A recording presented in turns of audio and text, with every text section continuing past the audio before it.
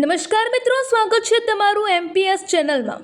આજે આપણે વાત કરીશું મહેસાણા પોલીસની એક એવી સફળ કામગીરી વિશે જેણે રીઢા ગુનેગારોના નેટવર્કનો પર્દાફાશ કર્યો છે।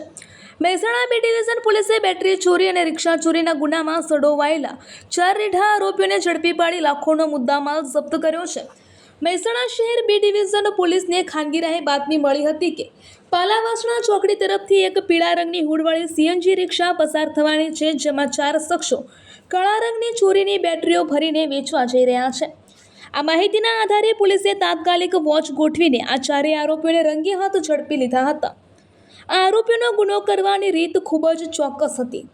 તેઓ મહેસાણા ટાઉનમાં એમજીવીસીએલ દ્વારા અલગ અલગ જગ્યાએ મૂકવામાં આવેલા અંડરગ્રાઉન્ડ કેબલ્સ સાથે જોડાયેલા આરએમયુ બોક્સમાંથી બેટરીઓ ચોરી કરીને ફરાર થઈ જતા હતા। પોલીસે આરોપીઓ પાસેથી અંદાજે 2,80,000નો મુદ્દામાલ કબજે કર્યો છે, જેમાં 30 નંગ બેટરીઓ જેની કિંમત ₹1,65,000, એક સીએનજી રિક્ષા જેની કિંમત ₹1 લાખ, 2 મોબાઈલ ફોન અને રોકડ રકમ સહિતનો મુદ્દામાલનો સમાવેશ થાય છે।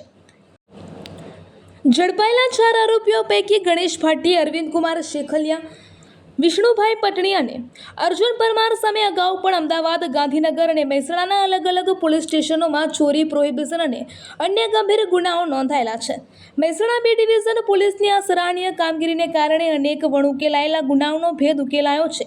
આવા જ અપડેટ્સ માટે જોડાયેલા રહો અમારી ચેનલ સાથે। લાઇક અને શેર કરવાનું ભૂલશો નહીં।